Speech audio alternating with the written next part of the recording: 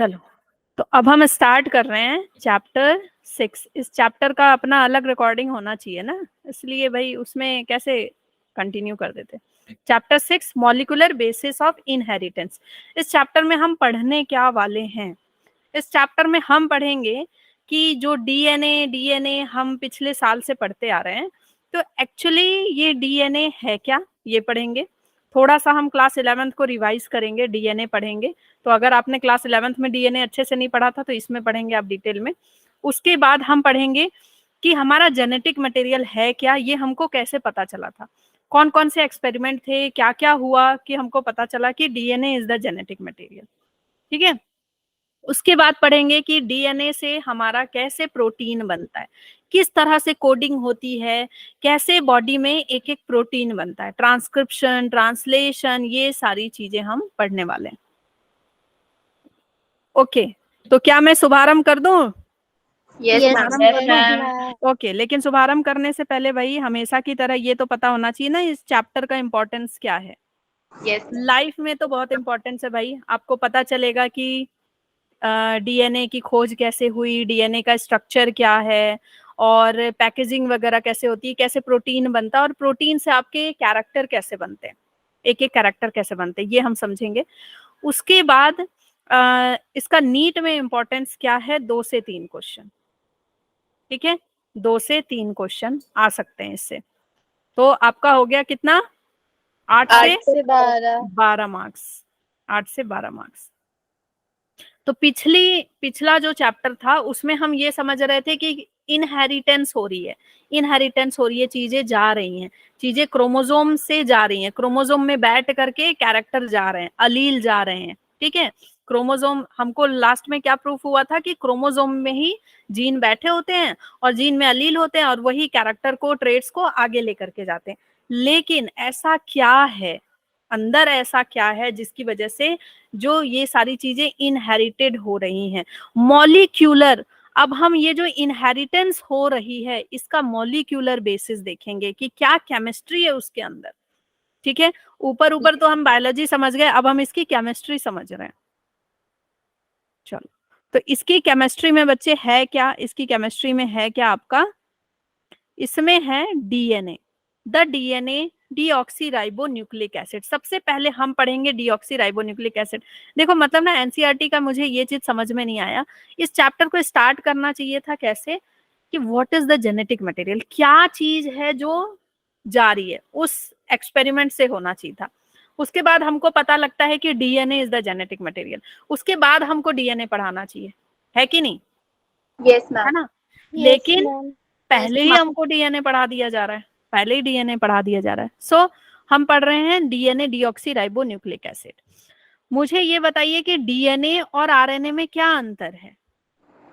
Ma'am ये ma'am इसे deoxyribonucleic acid कहते हैं मैम। वो सिर्फ राइबोन्यूक्लिक एसिड होता है मैम, उसका मॉलिक्यूलर वेट ज्यादा होता है और इसका कम होता है मैम।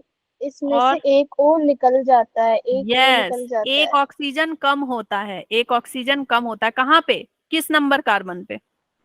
मैम जो आपने अभी लाइन खींची है वहीं पे। कार्बन 2। ठीक है, यहाँ से यस बच्चे मैम। हमेशा ये याद रखिए कि जब भी हम डायग्राम बनाते हैं इसका, जब भी स्ट्रक्चर बनाते हैं ना, तो ये आपका ऑक्सीजन है, चाहे आप कार्बोहाइड्रेट का स्ट्रक्चर बनाते हैं। ठीक है, तो ये आपका ओ है, ऑक्सीजन है। ऑक्सीजन के राइट साइड से नंबरिंग स्टार्ट होती है। कहाँ से नंबरिंग स्टार्ट होती है? राइट साइड से। राइट तो साइड। ये आपका 1 हो गया कार्बन, ये हो गया 2, ये हो गया 3 कार्बन, ये हो गया 4, और यहीं पे आपका क्या हो गया, कार्बन नंबर 5। यहीं पे हो जाएगा कार्बन नंबर 5, जिसमें क्या होगा, CH2OH लगा हुआ होगा। ठीक है, इसी में आगे कार्बन। और इस स्ट्रक्चर को हम पायरानोज बोलते हैं या फ्यूरानोज? मैम। पायरानो। फ्यूरानोज। क्या बोलते हैं? Furanose structure. ठीक है, अब देखो इसमें क्या है कि कार्बन नंबर 2 पे, कार्बन नंबर 2 पे ऊपर H है, नीचे OH है। ठीक है, ये किसमें है, राइबोज शुगर में। किसमें है? राइबोज शुगर में। ठीक, लेकिन डीऑक्सीराइबोज में क्या है यहाँ पे बच्चे, डीऑक्सीराइबोज में क्या है, एक ऑक्सीजन यहाँ कम। पे H है और नीचे भी H है। ठीक है, यहाँ पे H है, नीचे भी H है। ये किस में है? डीऑक्सी में। ठीक है, तो यहाँ पे हम क्या देख रहे हैं, यहाँ पे हम क्या देख रहे हैं, वन ऑक्सीजन लेस है, एक ऑक्सीजन कम है यहाँ पे, इसीलिए इसको हम क्या बोल रहे हैं, डीऑक्सी। इसीलिए क्या नाम है इसका, डीऑक्सी। डीऑक्सी का मतलब क्या हो गया बच्चे, वन ऑक्सीजन क्या है इसमें, कम। नहीं, ठीक है, लेस देन राइबो, ठीक है, ribo nucleic acid. Okay,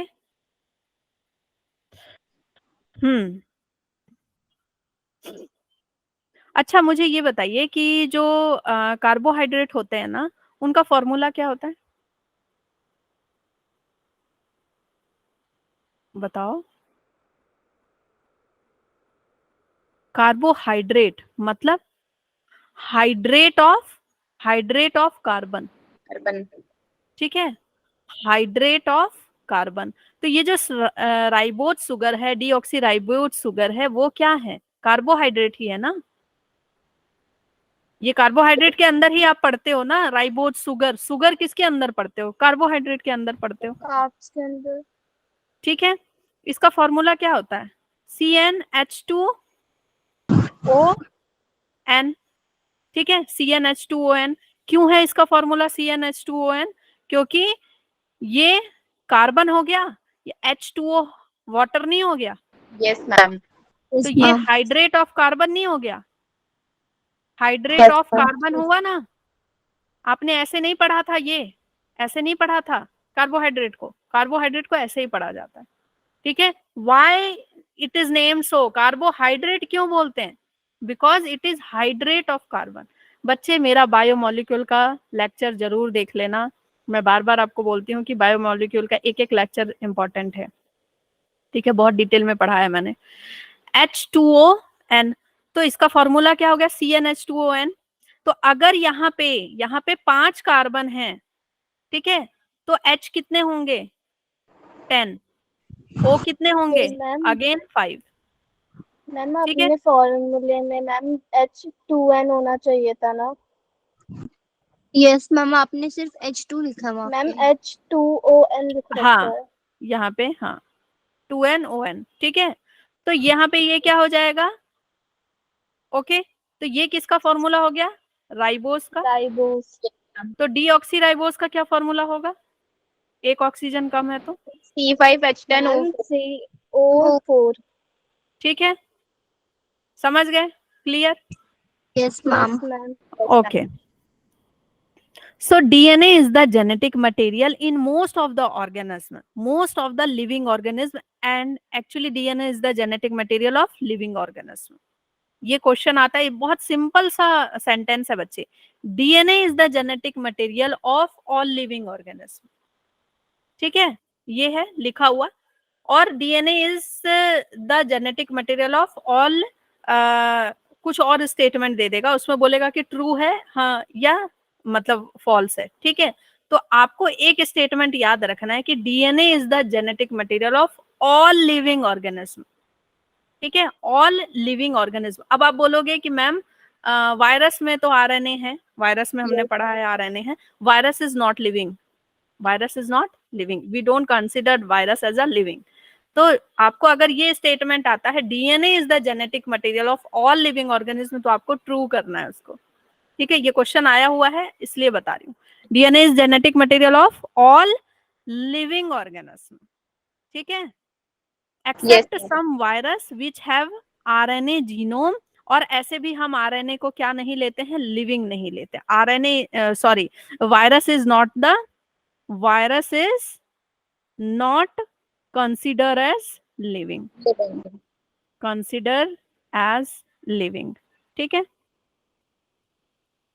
now RNA mostly act as messenger, RNA का क्या काम है, RNA मैसेंजर की तरह काम करता है, ठीक है, मैसेज लेकर के जाता है। DNA से क्या बन जाएगा, RNA बन जाएगा, DNA से क्या बन जाएगा, RNA बन जाएगा, एक कॉपी बन जाएगी, जैसे मैसेंजर RNA बन गया, मैसेंजर RNA बन गया। अब वो लेकर के जाएगा, अब वो लेकर के जाएगा क्या, कि भाई ये लिस्ट में लेकर के आया हूं, यही क्या बनाना है, प्रोटीन बनाना है आपको। ठीक है। मान लो जैसे डीएनए की जो स्ट्रैंड है, डीएनए से इसने एक कोडिंग ले ली, उसी की कॉम्प्लीमेंट्री कोडिंग ले ली, और यहाँ पे क्या लिखा है, यूएजी, ठीक है, CUT, इस टाइप से AUG, इस टाइप का ये लेकर के गया। और मान लो UAG का मतलब कुछ है, कोई अमाइनो एसिड है, CUT का मतलब कोई अमाइनो एसिड है, AUG का मतलब कोई अमाइनो एसिड, मान लो मेथियोनिन है, मान लो GAG का ग्लूटामिक है। तो इस तरह से ये क्या लेकर के जाएगा, क्या लेकर के जाएगा, अमाइनो एसिड की कोडिंग। जैसे आप लिस्ट लेकर के जाते हैं ना, ठीक है, ये कहीं जैसे डीएनए क्या है, डीएनए में पूरा खबर लिखा हुआ है, कोड वर्ड में सब कुछ लिखा है। अब मैसेंजर आरएनए क्या कर रहा है, वो सारा कोड वर्ड लेकर के जा रहा है किसके पास, ऐसे किसी के पास जिसको वो कोड वर्ड पढ़ने आता है। अब वो उस कोड वर्ड से क्या कर रहा है, सामान ले रहा है, अच्छा ये सामान मुझे चाहिए। जैसे डॉक्टर्स लिख के देते हैं ना आपको, मान लो डॉक्टर ने आपको लिख करके दिया, प्रेस्क्रिप्शन लिख के दिया, मेडिसिन लिख के दिया, आपको नहीं समझ में आता है, किसके पास लेके जाते हो, जाते हो ना, केमिस्ट के पास जाते हो। केमिस्ट पढ़ता है उसको, डिकोड करता है, आपको तो नहीं समझ में आ रहा है, केमिस्ट उसको डिकोड करता है, फिर आपको सामान देता है। तो वैसे ही जो आपका डीएनए में कोडिंग है, उससे आपका क्या बन जाएगा, मैसेंजर बन जाएगा। अब वो जाकर के फिर बताएगा कि अच्छा ये प्रोटीन बनाना है, ठीक है, ये अमीनो एसिड बनाना है, और वो अमीनो एसिड को मिलकर के जो प्रोटीन बनेंगे वो प्रोटीन बनेगा। समझ गए? तो यही कहानी चलती है इसमें। नंबर ऑफ बेस पेयर और nucleotide determine the length of DNA. Base pair कितने हैं इससे पता चलता है कि क्या होगा, डीएनए का लेंथ कितना होगा। तो इससे क्वेश्चन आता है आपका कि भाई बेस पेयर इतने हैं तो लेंथ निकालिए, हम क्वेश्चन करेंगे इसका, ठीक। मैम तो एक बेस पेयर में 10 टन होता है, तो 34 हाँ, 10 टन होते हैं, लेकिन वो किस में होता है, बी डीएनए में, बी डीएनए में, जो नॉर्मल डीएनए हम सब में पाया जाता है, बी डीएनए। जो ए डीएनए होता है उसमें डिफरेंट टाइप्स ऑफ डीएनए होते हैं बच्चे, A DNA, B DNA, Z DNA, ठीक है। ए वाले में 11 बेस पेयर होते हैं, ठीक। सो ह्यूमन डीएनए हैप्लॉइड है, human DNA haploid 3.3 into 10⁻⁹ base pair होते हैं, ठीक है, बेस पेयर हैं। तो इसका बेसिस कितना हो जाएगा, बेस पेयर इतने हैं तो बेसिस कितने हो जाएंगे, इसका मल्टीप्लाई बाय 2 देंगे, यस, मल्टीप्लाई कर देंगे, मल्टीप्लाई बाय 2 कर देंगे, ठीक है, तो हमारा बेस निकल जाएगा। तो बच्चे इतना इजी क्वेश्चन भी आ जाता है। फिर बैक्टीरियोफेज किसको बोलते हैं, जल्दी बता दो। मैम जो बैक्टीरिया को मैम वो इंगल्फ कर लेते हैं, जो मैम वो वायरसेस जो बहुत जल्दी मल्टीप्लाई करते हैं ना अपने आप को, ऐसे वायरस जो वो बैक्टीरिया मैम जो को अफेक्ट वायरस को करते खा हैं, जाते यस, हैं। खा नहीं जाते हैं, बैक्टीरिया को अफेक्ट कर देते हैं, है ना, अपना जेनेटिक मटेरियल उनमें डाल देते हैं। मतलब ऐसे वायरस जो मैम बैक्टीरिया तक को नहीं से भी छोड़ते, छोटे हैं, हाँ, बैक्टीरिया से भी बैक्टीरिया को छोटे भी रहते हैं। नहीं छोड़ते हैं, और उनसे भी छोटे होते हैं ना। 5386 न्यूक्लियोटाइड है, 5386 न्यूक्लियोटाइड है। तो इससे क्वेश्चन आ जाएगा कि इतने न्यूक्लियोटाइड है तो बेस पेयर कितना होगा, ऐसे करके, ठीक है। लेकिन यहाँ पे बेस पेयर होते नहीं है, क्योंकि ये क्या होते हैं बच्चे, ये क्या होता है, सिंगल स्टैंडर्ड, क्या होते हैं, सिंगल स्टैंडर्ड होते हैं, है ना, सिंगल स्टैंडर्ड डीएनए क्या होते हैं, single standard DNA, okay, single standard DNA, इसलिए यहाँ पे न्यूक्लियोटाइड लिखा है। बैक्टीरियो साइन है क्या मैम ये, क्या, हाँ, ये साइन है, ये अलग अलग तरह का बैक्टीरियोफेज, ठीक है। और ये वाले बैक्टीरियोफेज में देखो बेस पेयर मिल रहा है, ये डबल स्टैंडर्ड है, ओके। नाउ अब हम सीधे आ जाते हैं कि भाई हमारा जो डीएनए है, ठीक है, डीएनए को हम क्या बोलते हैं, डीएनए किसके अंदर आता है, न्यूक्लिक एसिड, न्यूक्लिक एसिड के अंदर क्या है आपका, डीएनए और आरएनए आते हैं, ठीक है। न्यूक्लिक एसिड क्या है, पॉलीमर है या मोनोमर है, बताओ। मैम पॉलीमर, न्यूक्लियोटाइड मोनोमर है, पॉलीमर है, न्यूक्लियोटाइड मोनोमर है, ठीक मोनोमर है, है, हाँ। और न्यूक्लिक एसिड आपका क्या हो गया, पॉलीमर, हाँ, ठीक है। Nucleic acid were first discovered by Swiss biochemist Friedrich Miescher. सबसे पहले क्या हुआ था, जो फ्रेडरिक मीसर हैं 1869 में, वो क्या देख रहे थे, किसी बंदे ने क्या किया था, लगाया हुआ था बैंडेज, ठीक है, बैंडेज लगाया था, उसको उंड था, बैंडेज लगाया था, और उसने वो बैंडेज उखाड़ के डस्टबिन में फेंक दिया था। इन्होंने लिया और इनको स्टडी करनी थी। पहले भाई ऐसे ही किसी का कुछ भी निकाल लेना मतलब वो नहीं था, अलाउड नहीं था, ठीक है, कि ब्लड ले लिया या फिर उसका WBC ले लिया या कुछ भी ले लिया, ठीक है। तो उसने क्या किया, उसने अपना बैंडेज खोल करके फेंका, उसको उंड था। तो उनको पढ़ना था कि भाई मुझे WBC पढ़ने और मुझे पढ़ना है कि ये जो पस होते हैं इसमें क्या होता है, ठीक है। मैम तो वुंड क्या होता है? घाव, घाव, ठीक है। तो वो पढ़ना चाह रहे थे कि ये जो पस वगैरह जो घाव से निकलते हैं ना, वो एक्चुअली होता क्या है। तो वो पढ़ना चाह रहे थे, माइक्रोस्कोप के अंदर देख रहे थे। तो फिर उनको एक अलग सी चीज मिली, उनको उस डिस्कवरी में एक अलग सी चीज मिली, उस इन्वेस्टिगेशन में एक अलग सी चीज मिली। उन्होंने बोला न्यूक्लिक एसिड, सॉरी, न्यूक्लियस के अंदर कोई एक चीज है जिसको हम क्या बोल रहे हैं, न्यूक्लिन, ठीक है। उसका नेचर कैसा है, एसिडिक नेचर है, ठीक है। उसका नेचर कैसा है, एसिडिक नेचर है। उन्होंने क्या नाम दिया था इसका, न्यूक्लिन नाम दिया था। अभी इन्होंने ये नहीं बताया था कि एसिडिक नेचर है। न्यूक्लियस के अंदर कुछ है जिसको उन्होंने क्या नाम दे दिया, न्यूक्लिन। न्यूक्लियस के अंदर है इसलिए उन्होंने क्या नाम दिया था, न्यूक्लिन। उसके बाद बच्चे एक साइंटिस्ट आए थे, ऑल्टमैन। ऑल्टमैन, यस, गलती से हुआ था, गलती से। देखो इनके इतने नाम हो गए ना, हम भी कुछ ऐसी गलती कर जाएं जो हमारा भी नाम हो जाए, मैम ये लोग क्यों करते हैं ऐसी गलतियां? ठीक है, हमारा भी नाम हो जाए, हम भी ऐसी गलती कर जाएं। तो ऑल्टमैन, मैम ऐसी कई हमसे सारी गलती उल्टी करना गलती होती चाहती है। हूँ। हाँ, हमसे नहीं होता है ऐसी गलती, ओके। तो बच्चे यस मैम। रिपीट कर दे रही हूँ मैं, रिपीट कर दे रही हूँ, रिपीट कर दे रही हूँ। इसमें हमने अभी ये पढ़ा है, आप पहली बार आए हो क्लास में, आया करो क्लास में भाई, है ना। अच्छी बातें हम यहाँ करते हैं, फालतू की बातें नहीं करते हैं, क्लास में आया करो। हाँ। तो न्यूक्लिक एसिड के बारे में हमने क्या पढ़ा कि भाई सबसे पहले जो फ्रेडरिक मीसर नाम के एक साइंटिस्ट थे, वो एक्चुअली साइंटिस्ट उस समय नहीं थे, वो बायोकेमिस्ट थे। वो स्टडी कर रहे थे, उनको जानना था कि जो उंड में जो पस होता है उसमें क्या होता है।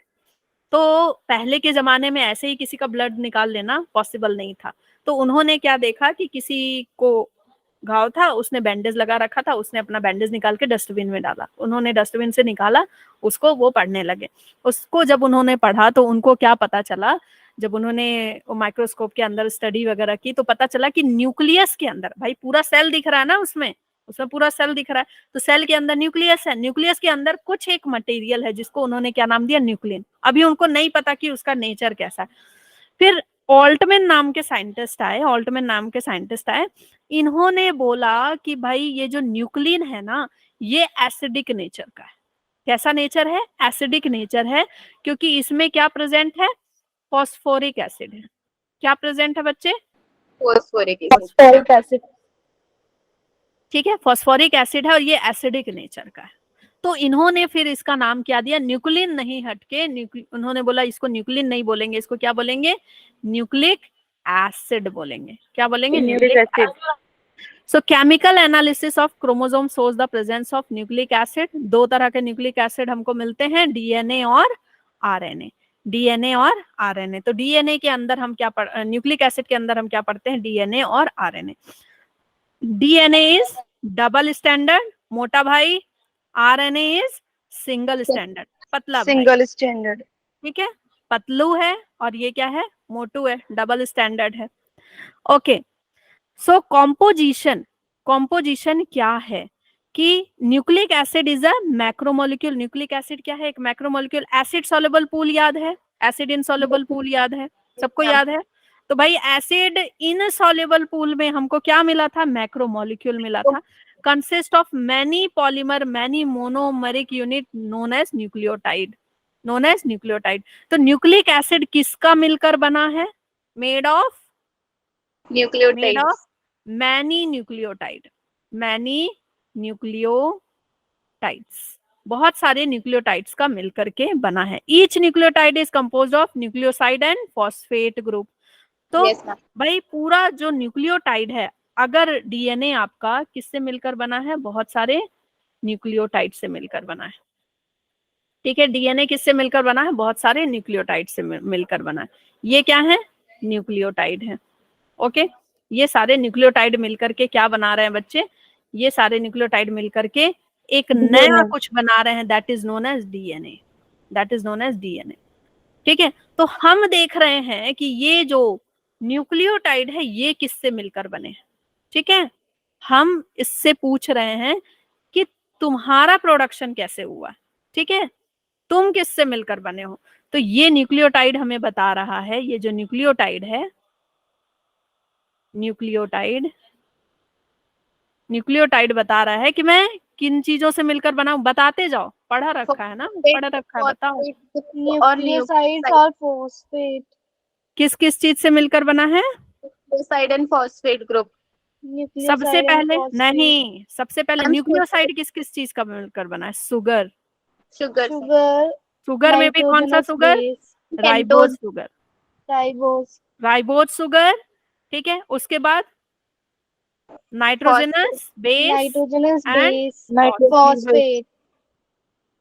फॉस्फेट। फॉस्फेट को हम क्या लिखते हैं, H3PO4 माइनस लिखते हैं, H3PO4 माइनस। और नाइट्रोजनस बेस और राइबोज शुगर का मिलकर बना। राइबोज शुगर तो हम जानते हैं, ठीक है, पढ़ रखा हमने, अभी पढ़ाया। नाइट्रोजनस बेस कितने तरह के होते हैं, adenine, guanine, thymine, purine and pyrimidine, purine and pyrimidine. ठीक है, प्यूरीन में कौन कौन आएगा मैम, एडेनिन, ग्वानिन। ठीक है, बच्चे याद रखना, थोड़ा भी अगर भूलते हो तो याद रखो। आलू गोभी आप कैसा खाते हो, प्योर खाते हो ना। Yes ma'am. बासी खाओगे, कीड़े लगे वाले आलू गोभी खाओगे, जो गुपचुप के दुकान में मिलते हैं आलू सड़े वाले, कीड़े वाले, बिल्कुल मैश करके आप लोगों को खिला दिया जाता है, मजे आ जाते हैं आपको, बिल्कुल मजे आ जाते हैं। आहा, उसमें कितने ही कीड़े, उसमें मैश करके आपको बिल्कुल टेस्टी। अभी भी लोगों के मुंह में पानी आ रहा होगा, एकदम गुपचुप में डाल के, पानी में डाल के निकाल के खिला दिया। ठीक है, तो आलू गोभी से याद रखना कि ये क्या है, एडेनिन, एडेनिन और ग्वानिन। प्योर क्या है आपका, एडेनिन और ग्वानिन। और पिरिमिडीन क्या है, पिरिमिडीन क्या है बच्चे, हाँ, साइटोसिन, थायमीन, हाँ, थायमीन और यूरासिल, यूरासिल। ठीक है, तो इसका सिंपल सा फॉर्मूला है कि AgCt मारो, है ना, AgCt मारो, या फिर आलू गोभी को कट करो, AgCut। आलू गोभी को क्या करना है, कट करना है। ठीक है, अब याद रहेगा हमेशा, आलू गोभी को क्या करना है, हमको कट करना है। या फिर AgCt मारो, अगर सिर्फ DNA का पढ़ना है तो CT रहेगा, यूरासिल तो रहेगा नहीं, AgCt मारो। ठीक, ओके। और आपका इधर हो गया फॉस्फेट। ये न्यूक्लियोटाइड हमारा इन तीनों चीजों से मिलकर बना है। और इन सारे न्यूक्लियोटाइड को, बहुत सारे न्यूक्लियोटाइड को जब हम मिला देते हैं तो हमको क्या मिल जाता है, DNA मिल जाता है। बहुत सारे न्यूक्लियोटाइड को मिला देने के बाद हमको क्या मिल जाता है, DNA मिल जाता है। ठीक है, तो न्यूक्लियोसाइड क्या होता है, बच्चे बहुत कंफ्यूज होते हैं कि न्यूक्लियोसाइड क्या होता है। देखो, राइबोज शुगर और नाइट्रोजन बेस, न्यूक्लियोसाइड क्या है, ribose sugar, ribose sugar plus nitrogen base को हम क्या बोलते हैं, न्यूक्लियोसाइड। अगर फॉस्फेट ग्रुप नहीं है तो उसको हम क्या बोल रहे हैं, न्यूक्लियोसाइड। फॉस्फेट ग्रुप ऐड कर दिए तो वो क्या हो गया, न्यूक्लियोटाइड। ठीक है, न्यूक्लियोसाइड था, अब क्या हो गया, टाइड, तीन चीज मिल गए, टाइड हो गया। ठीक है, तो ribose sugar plus nitrogen base is nucleoside. Each nucleoside consists of sugar molecule and a nitrogen base. The relationship can be shown given below. देखो, न्यूक्लिक एसिड किससे मिलके बना है, बहुत सारे न्यूक्लियोटाइड से। न्यूक्लियोटाइड किससे मिलके बना है, न्यूक्लियोसाइड और फॉस्फेट से। न्यूक्लियोसाइड किससे मिलके बना है, शुगर और नाइट्रोजन बेस से। और न्यूक्लियोटाइड फाइनली किससे मिलके बना है, अगर एक एक तोड़े तो sugar, nitrogen base and phosphate. ठीक है, सिंपल सी बात है, क्लियर है भाई, है ना, स्प्राइट क्लियर है। ओके ओके, तो पहले यहाँ आने से पहले हम थोड़ा यहाँ आ जाते हैं। ठीक है, structure of polynucleotide chain. Nitrogen base बच्चे कौन कौन से होते हैं, यहाँ पे प्यूरीन है हमारे पास और पिरिमिडीन है। प्यूरीन नाम छोटा और दर्शन बड़े। बड़े। नाम छोटा और दर्शन बड़े। इसके पास बच्चे, इसके पास आपका कितना रिंग होगा?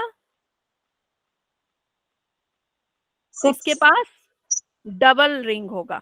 प्यूरिन के पास कितना रिंग होगा? Double ring. डबल प्यूरिन के रिंग। पास डबल रिंग। और ये रिंग कितने मेंबर्ड होंगे? 9 मेंबर्ड। कितने मेंबर्ड होंगे? 9 मेंबर्ड। ठीक है, ये 9 मेंबर्ड रिंग होंगे। और यहाँ पे जो n प्रेजेंट है, this is 9th, this is 9th। Okay, ये कौन सा है बच्चे? 9th नंबर का रिंग होगा। ओके, नाउ अब देखो, जैसे यहाँ पे ये है ना, तो यहाँ पे स्टार्ट होना चाहिए 1 2 3 4 5 6 7 8 और 9। ठीक है, ओके मैम। समझ गए? देखो, ओ के बाद आपका नंबरिंग स्टार्ट होगा ना, ओ के बाद स्टार्ट होगा। ये हो गया 1। देखो, आपको ना नंबरिंग आना चाहिए करने, कि नंबरिंग कैसे होता है, कैसे ये प्यूरिन बनते हैं, ये सब कुछ आपको पता होना चाहिए। ये पढ़ के रखो। तो ये कहाँ पे, कहाँ से जुड़ा है? देखो, 9th नंबर से जुड़ा है, 9th नंबर से जुड़ा है इसका। Yes ma'am. राइबोज शुगर का जो ये कार्बन है, कार्बन नंबर 1, ये याद रखना कि राइबोज शुगर का जो कार्बन जुड़ेगा, कौन सा कार्बन जुड़ेगा? कार्बन 1। क्यों ये कार्बन 1 है? क्योंकि ऑक्सीजन के राइट साइड में है। ऑक्सीजन के राइट साइड वाला कार्बन हमेशा क्या होता है? कार्बन 1।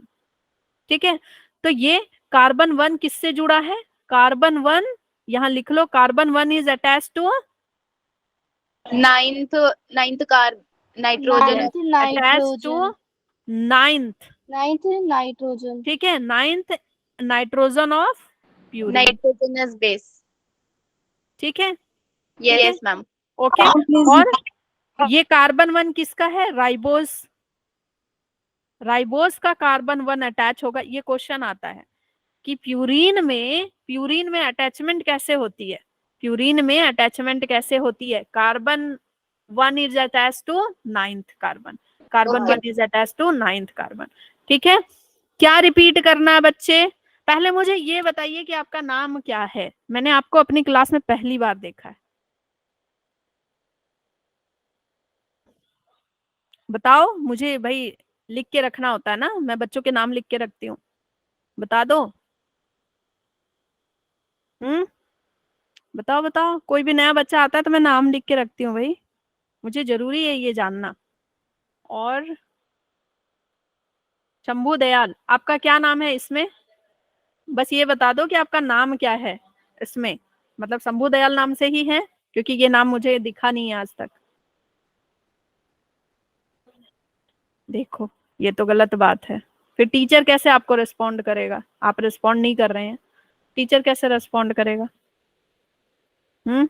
बच्चों की एक्सपेक्टेशन बहुत ज्यादा होती है टीचर से, लेकिन बच्चे उसका 0% भी नहीं देना चाहते। आंसर तो कर दो, मैंने क्या पूछा है?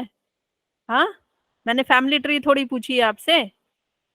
चलो ठीक है, मुझे बताइए, तब तक फिर मैं रिपीट करूंगी दोबारा। ठीक है, तब तक सोच के बताओ क्या नाम से रजिस्टर किया है। नाउ पिरिमिडीन, पिरिमिडीन की बात हम करते हैं बच्चे।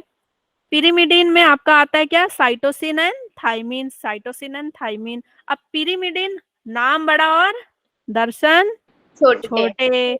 इसमें क्या होगा? इसमें क्या होगा बच्चे? आपका एक ही रिंग होगा। और इस रिंग में कितने हैं, कितने कार्बन हैं? 6 ना? 2 3 4 5, और यहीं पे अटैच होगा क्या? 6। तो ये 6 कार्बन, ये कितने हैं? 6 मेंबर्ड हैं, 6 मेंबर्ड हैं, 6 मेंबर्ड हैं। और इसमें कहाँ पे अटैच होता है? इसमें कहाँ पे अटैच होता है बच्चे? कार्बन 1 से ही। ठीक है, इसमें कहाँ पे अटैच होता है? Carbon 1 is attach to, carbon 1 is attach to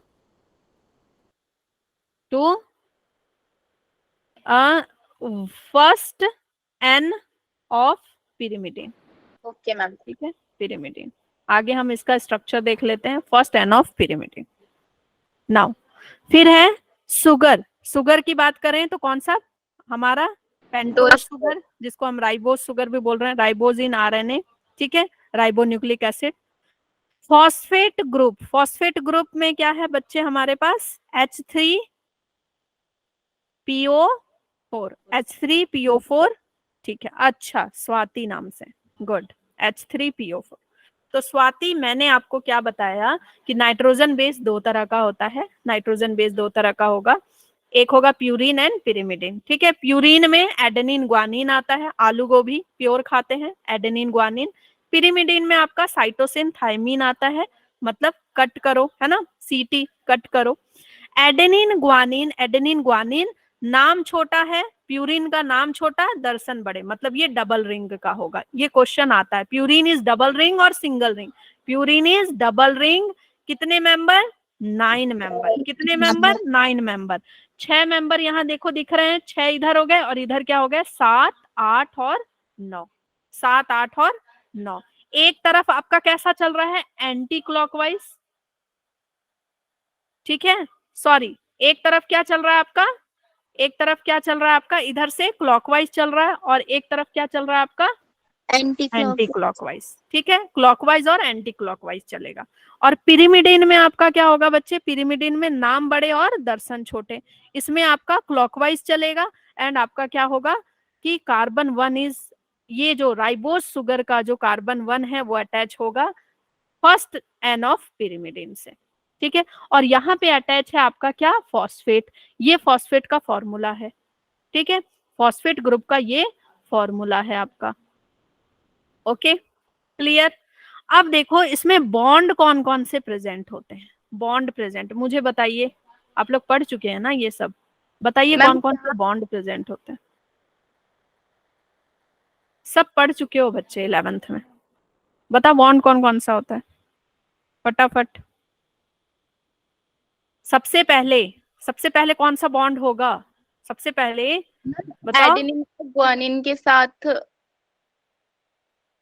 sugar, numbering क्यों हो रही है, 11th में नहीं पढ़ा अच्छे से, बेस क्लियर नहीं है, नंबरिंग होती है ताकि आपको पता चल सके कि कहाँ से कौन अटैच होता है।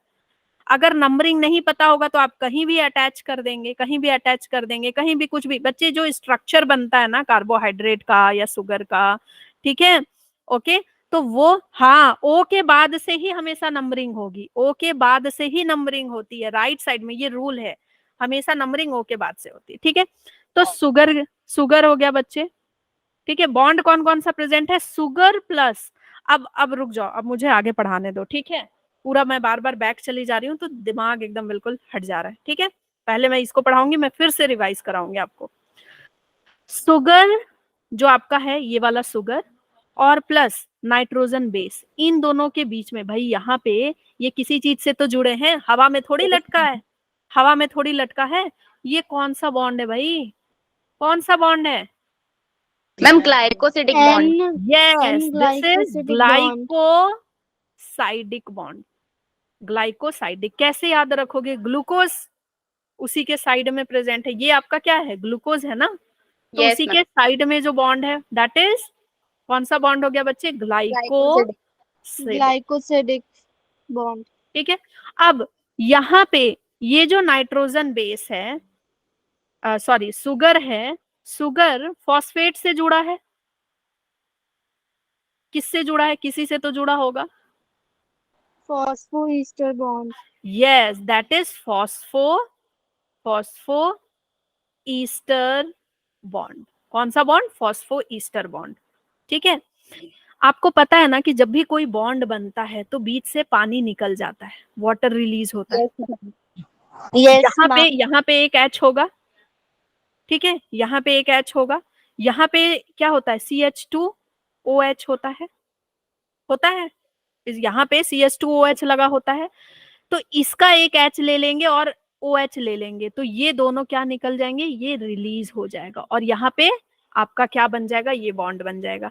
क्या ये वाला आपको ROR जैसा नहीं लग रहा, ईस्टर बॉन्ड जैसा लग रहा ना, RO फिर R है आपका, तो यहाँ पे क्या बन गया, फॉस्फो ईस्टर बॉन्ड, ठीक है, फॉस्फो ईस्टर बॉन्ड। बच्चे हम एक एक डिटेल अच्छे से कर ले रहे हैं ताकि आपने अगर 11th में नहीं पढ़ा है तो यहाँ पढ़ लो, ओके।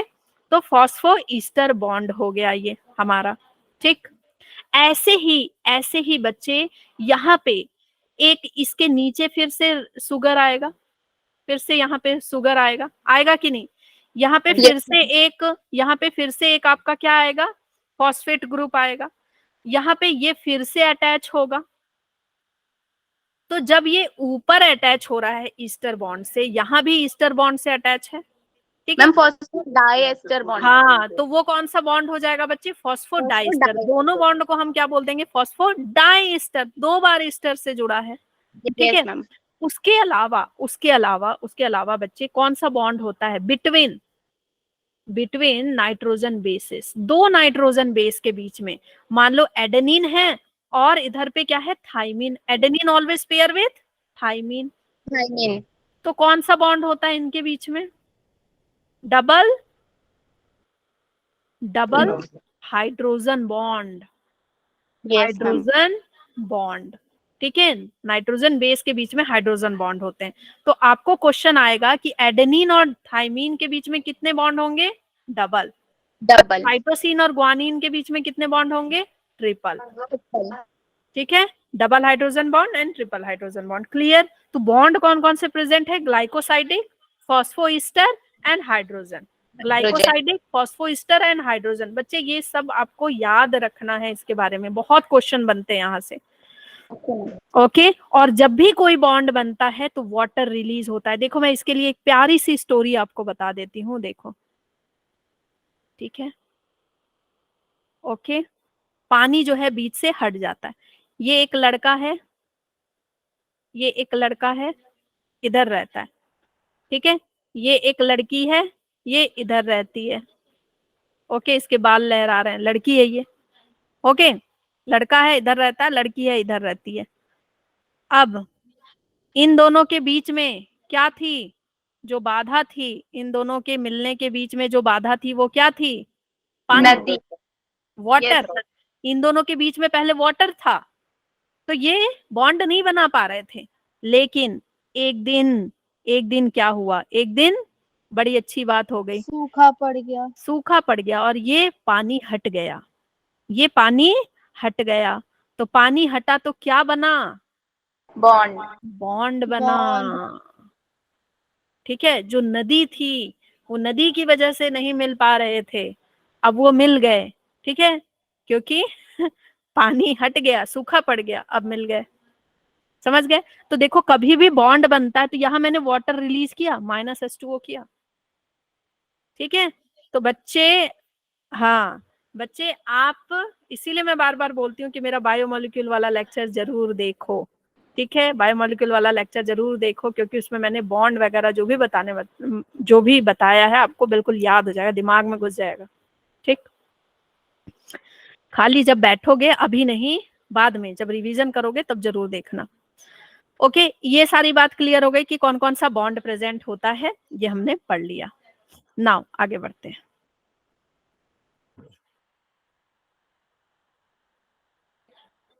ये प्यूरिन है बच्चे, प्यूरिन का स्ट्रक्चर, ये ग्वानिन का स्ट्रक्चर, ये पिरिमिडीन का स्ट्रक्चर हो गया। प्यूरिन में एडेनिन ग्वानिन आ गया।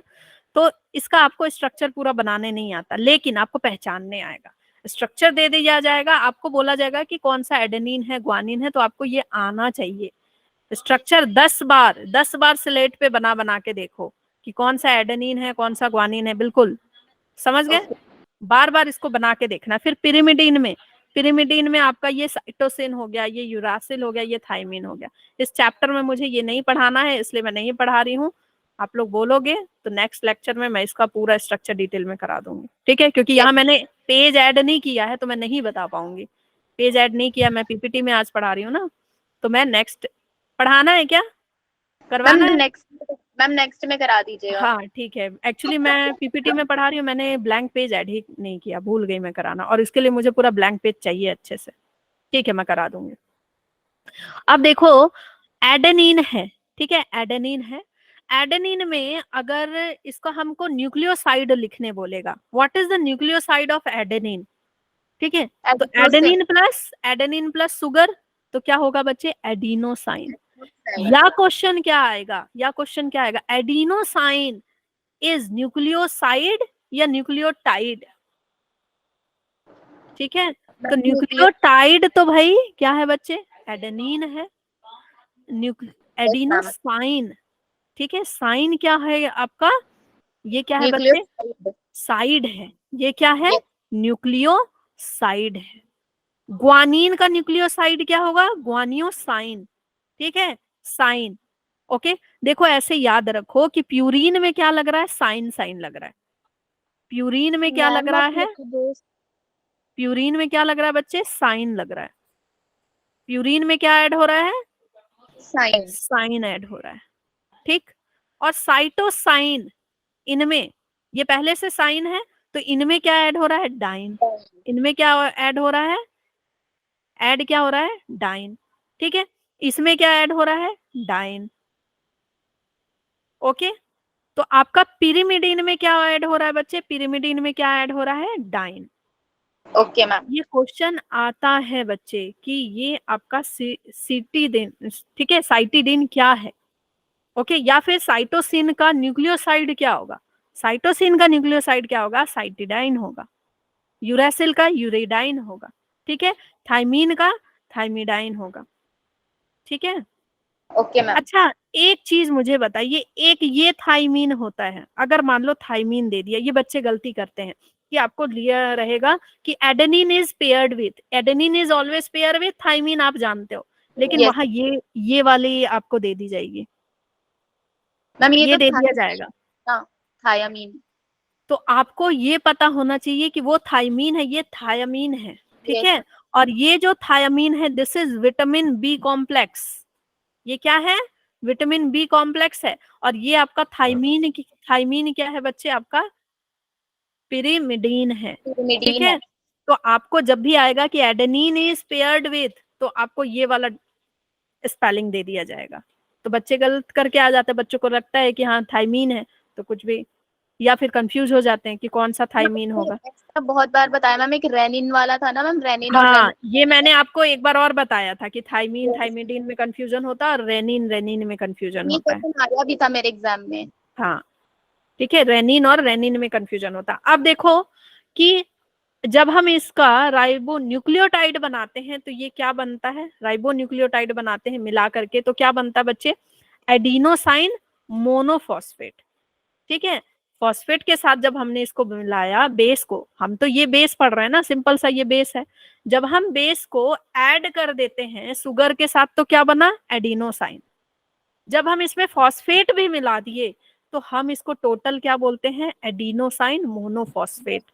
तो ये जो आपका स्ट्रक्चर बनता है, ये जो आपका स्ट्रक्चर एक बनता है, ठीक है, ये जो आपका स्ट्रक्चर बनता है कि इधर पे नाइट्रोजन बेस है, मान लो एडेनिन है, और इधर पे क्या है?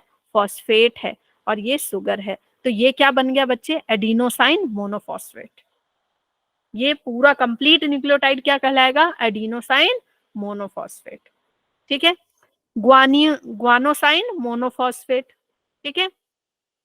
Cytidine monophosphate. लेकिन इसी को जब हम डीऑक्सीराइबोन्यूक्लिक, ये तो आरएनए के फॉर्म में पढ़ रहे हैं, डीऑक्सीराइबोन्यूक्लिक के फॉर्म में पढ़ेंगे तो क्या पढ़ेंगे? Deoxy adenosine monophosphate, deoxy guanosine monophosphate, ठीक है। ये सब क्या है? मोनोफॉस्फेट बनते हैं। इन्हीं में दो फॉस्फेट ऐड हो जाता है, दो फॉस्फेट ऐड हो जाता है तो क्या बन जाता है बच्चे? एटीपी। यानी क्या बनाते हैं? एटीपी बनाते हैं, ठीक है, क्लियर? ओके, हम इसको लिखते कैसे हैं? देखो, मोनोफॉस्फेट को DAMP, आगे चल के ना आपको इस तरह के नाम मिलेंगे DAMP, तो पूछना नहीं कि क्या है, पहले ही बता दे रही हूँ। DAMP मतलब डीऑक्सी, और ये क्या एडिनोसाइन है? एडिनोसाइन, ये मोनोफॉस्फेट, ठीक है। यहाँ पे डीऑक्सी ग्वानीन है, डीऑक्सी साइटोसिन है, डीऑक्सी यूरासिल, डीऑक्सी थाइमिन, ठीक है, यस क्लियर? ओके, तो डीऑक्सी अगर होगा, डीएनए की बात कर रहे हैं तो ऐसे लिखाएगा, टोटल तीनों को लिखेंगे तो, और अगर आरएनए की बात करेंगे तो सिर्फ ऐसे लिखाएगा, AMP, आर नहीं लिखाएगा आगे, सिंपल AMP GMP, ठीक है, आर आगे नहीं लिखाएगा।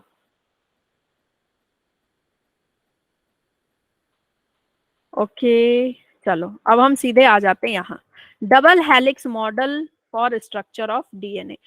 देखो डीएनए का स्ट्रक्चर बहुत सारे लोगों ने पढ़ा था, ठीक है। एक आपके विल्किंस ने भी पढ़ा था, ठीक है, विल्किंस, रोजालिंड, इन लोगों ने पढ़ा था सबसे पहले डीएनए के स्ट्रक्चर को। और डीएनए के स्ट्रक्चर को विल्किंस, रोजालिंड, इन दोनों ने जब पढ़ा था तो इन लोगों ने क्या किया, बहुत ज्यादा डिटेल तक नहीं गए। इन लोगों ने ऊपर ऊपर बताया कि भाई डीएनए का स्ट्रक्चर डबल हेलिक्स होता है, और थोड़ी मोड़ी जानकारी दी इसके बारे में। और इनके ही इन्होंने क्या किया था, मतलब कहीं रख दिया था, गलती से कहीं रख दिया था, और इनके वर्क को ले लिया था किसने, वैटसन एंड क्रिक ने, ठीक है। मूवी वाली कहानी हो गई, वैटसन एंड क्रिक ने ले लिया, और वैटसन एंड क्रिक ने फिर इस पे और स्टडी की, ठीक है। उनको तो भाई खजाना मिल गया। अब वैसे ही सेम टू सेम फाइल अगर वो दुनिया के सामने रखते तो क्या होता कि भाई तुमने चोरी की। तो इन्होंने उसको और ज्यादा स्टडी किया, और ज्यादा स्टडी किया, और डिटेल में गए, और इन्होंने इसका बिल्कुल अच्छा सा 3D मॉडल दिया कि ये ऐसा प्रेजेंट होता है, ऐसे पेयर्ड होता है, सब कुछ बताया इसके बारे में, बहुत ज्यादा डिटेल में बताया, ठीक है। एक्सरे डिफ्रैक्शन जिसको बोलते हैं, एक्सरे डिफ्रैक्शन किया, पूरा उसका डिटेल स्टडी किया, ठीक है। तो सबसे पहले देखो स्टार्टिंग उसने की, लेकिन आधे पे छोड़ दिया, आधे पे छोड़ दिया, ध्यान नहीं दिया, तो किसको मिल गया सब Nobel prize, Watson and Crick को मिल गया, ठीक है। Watson and Crick is known for the double helix model. अब उनका कहीं भी नाम नहीं है, okay. So Watson and Crick in 1953 proposed the double helix structure of DNA. और उसके बाद चारगाफ आए, चारगाफ ने रूल दिया, जो अभी आप जानते हैं ना कि एडेनिन पेयर करता है थाइमीन के साथ, एडेनिन पेयर करता है थाइमीन के साथ, साइटोसिन पेयर करता है ग्वानिन के साथ, ये आप जानते हैं। और इसके साथ जो अभी आप जानते हैं कि जब हम एडेनिन, ठीक है, एडेनिन और किसको मिलाएंगे, ग्वानिन को, और साइटोसिन प्लस थाइमीन को मिलाएंगे, तो इनका रेशियो क्या आता है, equal to 1। This is known as the Chargaff's rule. I hope कि आपको पता हो, 11th में पढ़ा है, ठीक है। तो इसको हम क्या बोलते हैं, चारगाफ्स रूल बोलते हैं। A प्लस जी मतलब ये क्या है, प्यूरिन, प्यूरिन बाई पिरिमिडीन, ये क्या होते हैं, इज इक्वल टू 1, ठीक है। इनकी रेशियो इज इक्वल टू 1 होती है, ठीक है। मतलब कि A प्लस जी, ए अगर 30 है, ए अगर 30 है, ठीक है, तो ग्वानिन क्या हो जाएगा, मान लो 20, 50-50 का रेशियो। अगर टोटल 100% है तो ए अगर 30 है तो ग्वानिन क्या हो गया, 20, ठीक है। ऐसे अगर ए 30 है तो थाइमीन हमारा क्या होगा, 30, और साइटोसिन क्या होगा, 20। तो ये क्या हो गया, 50/50, ये क्या होंगे, 1 होंगे ना, 1 होंगे, समझ गए। और क्या बताया था कि ए, ठीक है, A plus T and G plus C is not equal to 1, is not equal to 1। A plus T और G plus C is not equal to 1। क्यों भाई, क्योंकि एडेनिन अगर 30 है तो ग्वानिन भी, थाइमीन भी क्या हो जाएगा, 30 हो जाएगा, ठीक है, वो भी क्या हो जाएगा, 30 हो जाएगा, तो दोनों 60 हो जाएंगे, दोनों मिलाकर के 60 हो जाएंगे। और नीचे क्या हो जाएगा भाई, नीचे क्या हो जाएगा, 20-20 40 हो जाएगा, तो 60/40। तो ये तो नॉट इक्वल टू 1 ना, नॉट इक्वल टू 1। ये बात समझ में आ रही है कि नहीं, ठीक है। इसके क्वेश्चन भी मैं कराऊंगी आपको, इसके क्वेश्चन बहुत आते हैं बच्चे चारगाफ रूल से। तो A प्लस टी, मान लो कि पूरा बेस पेयर हम 50 ही लेकर के चल रहे हैं, तो अगर ए मान लो 40 होगा बच्चे, तो थाइमीन भी क्या हो जाएगा, 40 होगा ना, थाइमीन भी 40 हो जाएगा, तो ऊपर कितना आ गया, 80 आ गया, ठीक। और अगर A 40 है तो 100 से अगर माइनस करो तो कितना आएगा, G कितना आएगा, 60 आएगा, और ये भी क्या हो जाएगा, 60 आ जाएगा, 60 आएगा। नीचे क्या आ जाएगा, 120। तो क्या इक्वल टू 1 है, नो मैम, नहीं ना, इक्वल टू 1 नहीं होगा, इक्वल टू 1 नहीं होगा, ठीक है।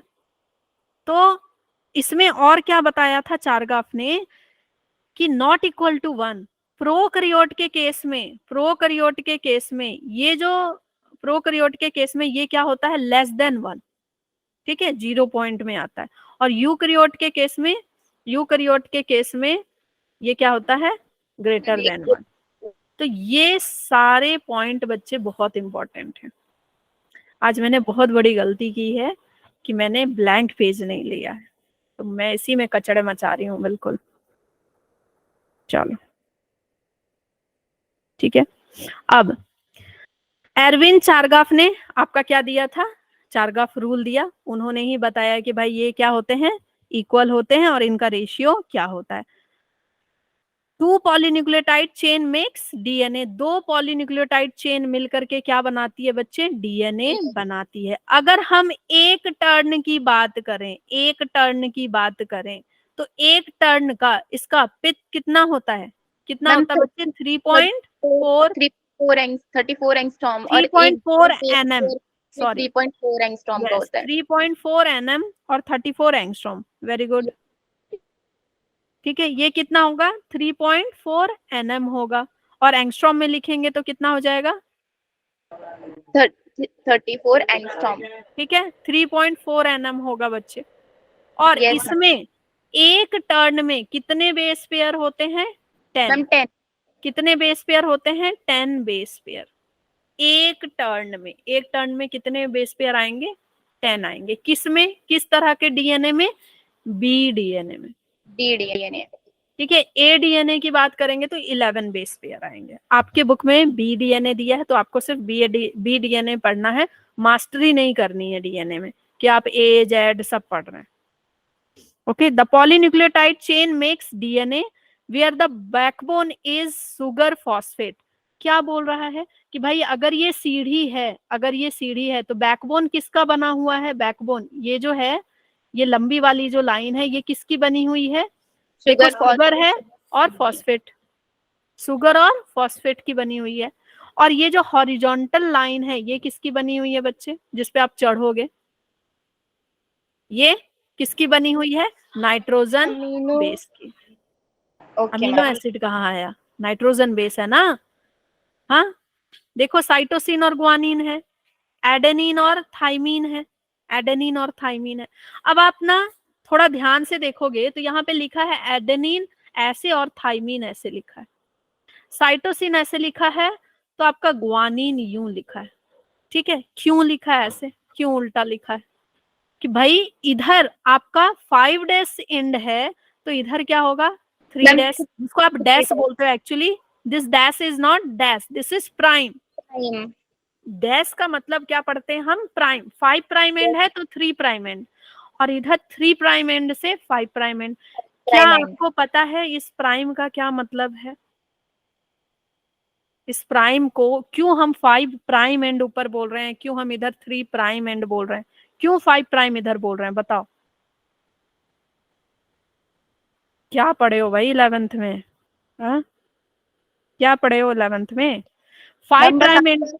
मैम बायोमोलिक्यूल नहीं पढ़ा था मैम, उसके बाद से आपसे पढ़ा था सेल साइकिल से। अच्छा, पर मैम वो देखेंगे मैम जरूर आज वो लेक्चर। ठीक है। 5 प्राइम एंड का मतलब क्या है बच्चे, कि जो फॉस्फेट है ना, फॉस्फेट यहाँ पे फ्री है, यहाँ 5th नंबर कार्बन से फॉस्फेट जुड़ा है और वो क्या है, फ्री है, ठीक है। 5th नंबर कार्बन से आपका फॉस्फेट जुड़ा है और वो क्या है, फ्री, आगे किसी से नहीं जुड़ा है, आगे वो किसी से, किसी भी शुगर से नहीं जुड़ा है, बिल्कुल फ्री है, तो वो क्या है, 5 प्राइम है, प्राइम है भाई, है ना, किसी से नहीं जुड़ा है, बिल्कुल बॉस है वो। और नीचे वाला ये 3 नंबर कार्बन देखो, 1 2 और ये 3 number carbon is free, not attach with any other phosphate और एनी अदर शुगर, ठीक है। तो 3 इज फ्री, तो ऊपर 5 फ्री है, नीचे कौन फ्री है, 3 फ्री है, ठीक है। अब देखो यहाँ पे हम उल्टा बना रहे हैं, ये उल्टा बन रहा है, यस मैम।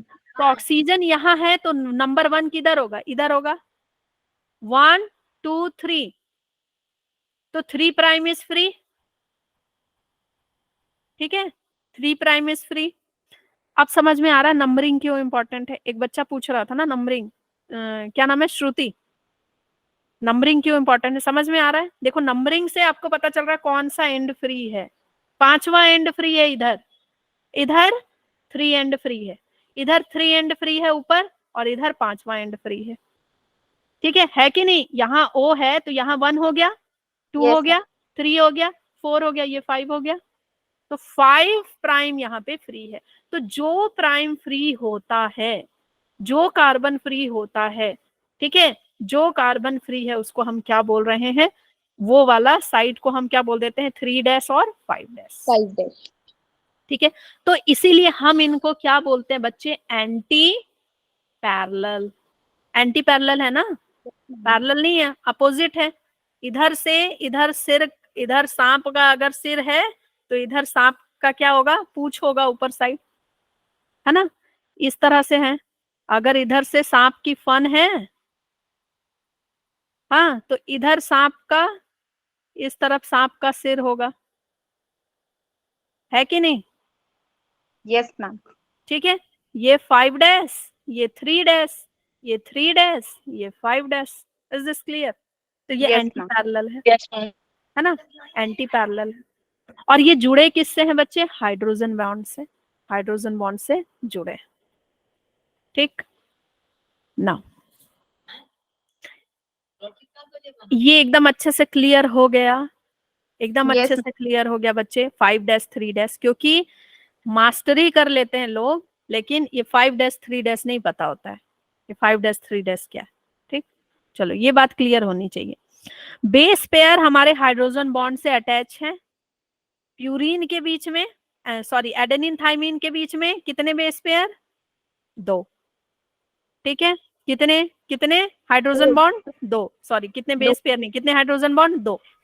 और आपका, ठीक है, देखो adenine pair with thymine, adenine always pair with thymine, ठीक है, with double hydrogen bond, 2 hydrogen bond. और ग्वानिन, ग्वानिन पेयर करेगा साइटोसिन के साथ विथ 3 हाइड्रोजन बॉन्ड। ठीक है, ग्वानिन साइटोसिन 3 हाइड्रोजन बॉन्ड से जुड़े होते हैं, एडेनिन थाइमीन 2 ही हाइड्रोजन बॉन्ड से जुड़े होते हैं। Distance between 2 base pair, distance between 2 base pair is 0.3 nm। अरे यार गलत लिख दिया क्या, हाँ सही लिखा है मैंने, हाँ सही लिखा है।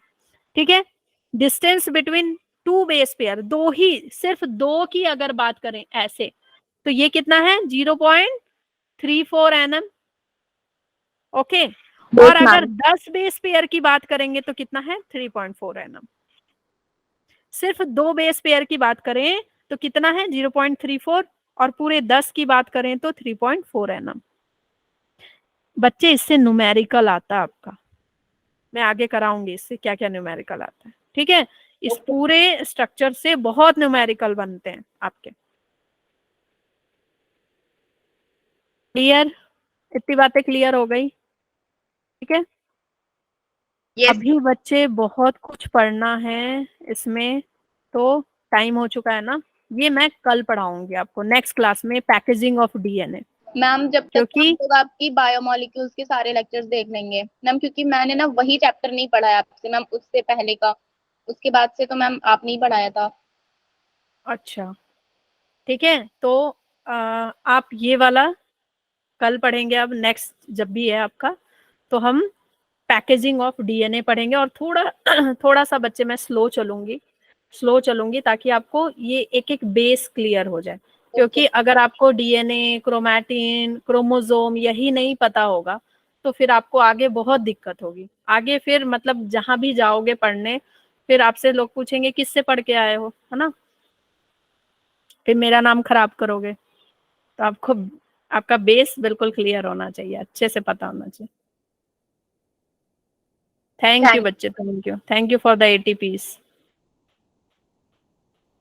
देख लें कौन बच्चा भागा है यहाँ से, है ना, बीच में बिना बताए कौन छोड़ के गया है। बिना बताए कोई छोड़ के नहीं जाएगा, आपको रेगुलर रहना है क्लास में। गुड़िया रानी, आप लेट में क्यों थे, लेट क्यों आए हैं, लेट में क्यों थे मतलब कुछ भी बोल रही हूँ मैं।